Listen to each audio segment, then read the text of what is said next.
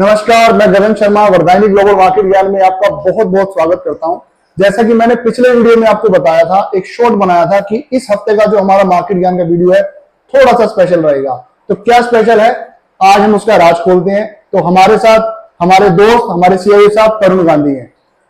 तरुण जी, बहुत बहुत स्वागत है आपका वरदायनी ग्लोबल मार्केट ज्ञान। Thank you so much.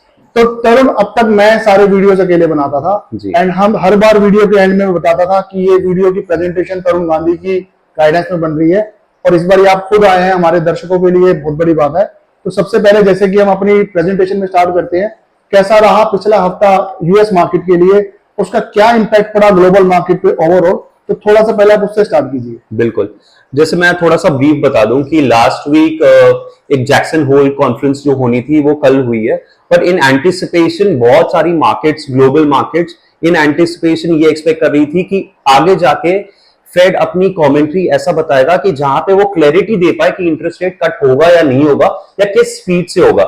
तो लास्ट एक वीक हमने देखा ग्लोबल मार्केट्स थोड़ी थोड़ी बढ़ी रही थी, और यही चीज हमने एशियन मार्केट्स में भी देखा, यही चीज हमने इंडियन मार्केट्स में भी देखा। तो ओवरऑल आप कहना चाहते हो उसकी फैक्टराइजिंग शुरू हो चुकी है? बिल्कुल हो चुकी है, और कल के मीटिंग के बाद एक कॉन्फिडेंस आया है इन्वेस्टर्स में। और अगर आप कल का मार्केट देखेंगे तो यूएस मार्केट करीबन 1 से 1.25% ऊपर था। डाउ जोन्स ऑलमोस्ट अपने 52 वीक हाई पे पहुंचा है, एसएनपी भी ऑलमोस्ट 52 वीक हाई पे, और नैस्डैक करीबन 2 से 3% अभी भी अपने 52 वीक हाई से दूर है।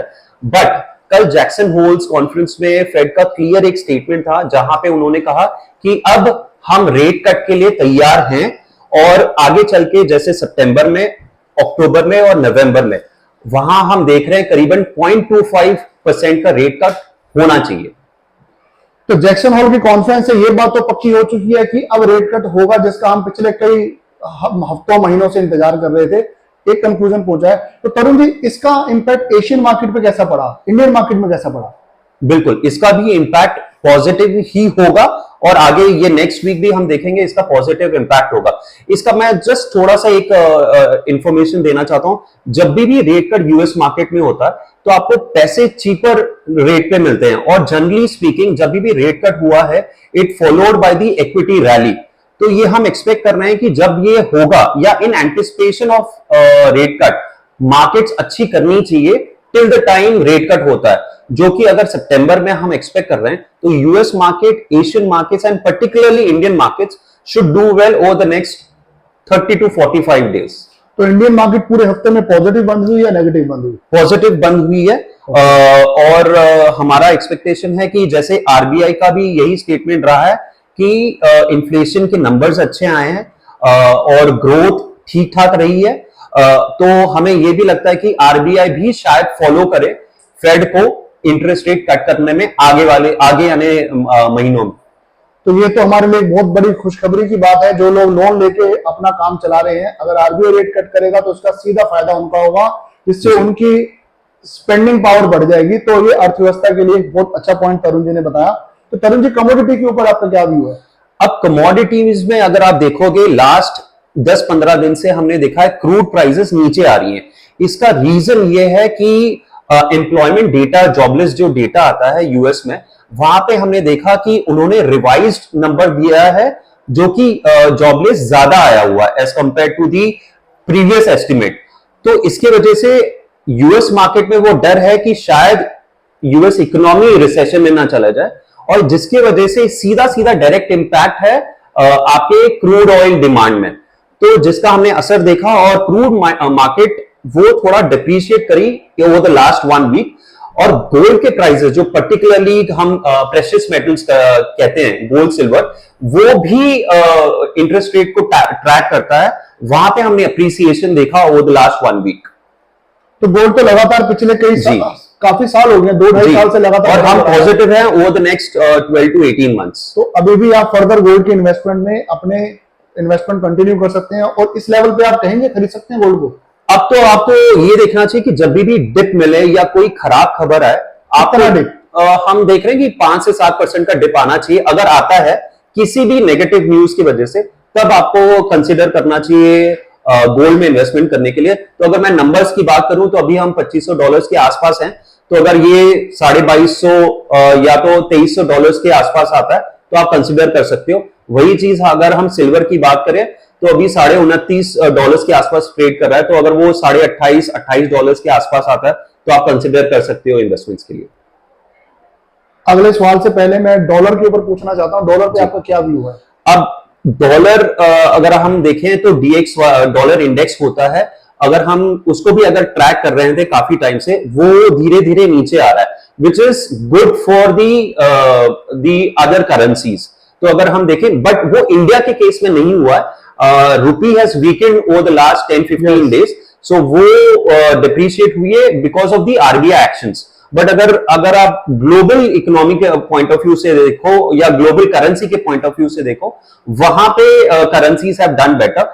एंड जब भी डॉलर इंडेक्स नीचे जाता है, it is good for the equity market, okay, as well as the precious metals. और इस हफ्ते के बुलिश सेक्टर कौन से रहे हमारे इंडियन मार्केट में? मेटल्स, ये डायरेक्ट इंपैक्ट है। जब भी हम देखते हैं कि इकोनॉमी के लिए कुछ किया जाता है, कुछ पॉजिटिव होता है, तो metals is the front runner, वहां पे पॉजिटिव इंपैक्ट आना शुरू हो जाता है, be it a metal, precious metals और the other metals. The other sector consumer demand, तो कंज्यूमर स्टेपल्स, वहां पे भी अच्छी अप्रिसिएशन रही। जो डाउनसाइड रहा वो था रियल एस्टेट इंडियन मार्केट के हिसाब से। तो मेटल तो पिछले कई हफ्तों से, 2-3 हफ्तों से हमने देखा कि वो अपनी बुलिश सेक्टर में नाम दर्ज कराता जा रहा है। अब इसके अलावा कुछ इंपॉर्टेंट इवेंट जो आपको लगता है इस हफ्ते मार्केट को प्रभावित करने वाले हैं? सबसे इंपॉर्टेंट है कि आगे चल के आरबीआई का स्टैंड क्या रहता है, और मेजरली अगर आप देखो इंडियन कॉन्टेक्स्ट के हिसाब से, तो हमारा फोकस आईआईपी डेटा पे रहेगा, इन्फ्लेशन कैसे रहता है। अगर वो अच्छा रहता है, continue to be on a lower side, तो एक कॉन्फिडेंस आएगा इंडियन पार्टिसिपेंट्स को भी कि गोइंग फॉरवर्ड आरबीआई भी फॉलो करेगा फेड की के रेट कट के सिनेरियो को, और जिसका डायरेक्ट प्रभाव हमारे इंडियन मार्केट्स पे भी पड़ेगा। ओके, सो अब वीडियो का आखिरी पड़ाव है। आखिरी पड़ाव हमारा थोड़ा सा फेवरेट होता है, क्योंकि इसके अंदर हमें आने वाले हफ्ते के रेकमेंडेड स्टॉक्स तरुण गांधी जी गाइड करते हैं, बताते हैं।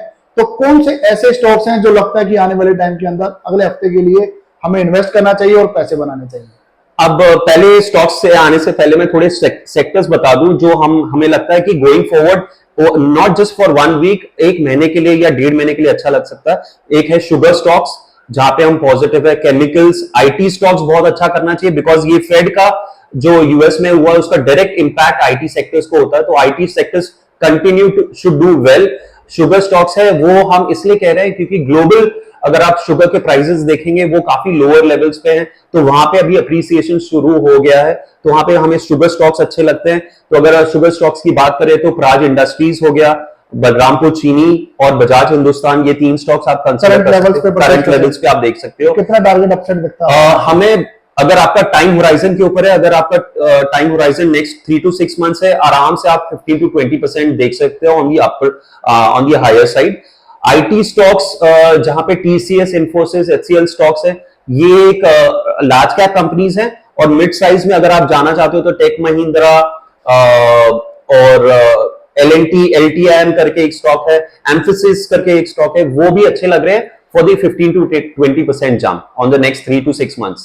That's really good. So ये था हमारा इस हफ्ते के स्टॉक्स रिकमेंडेशन का लास्ट टॉपिक। इसी तरह से हम आपके लिए वीडियो बनाते रहेंगे और आप तक मार्केट का ज्ञान पहुंचाते रहेंगे। लेकिन अंत में एक डिस्क्लेमर जो हर बार की तरह मैं लगाता हूं कि ये केवल एजुकेशन पर्पस के लिए बनाया गया वीडियो है। किसी भी स्टॉक में इन्वेस्ट करने से पहले आप अपना खुद का निरीक्षण जरूर कर लें। तो मिलते हैं अगले हफ्ते वरदायनी ग्लोबल मार्केट ज्ञान के साथ। बहुत बहुत धन्यवाद। Thank you.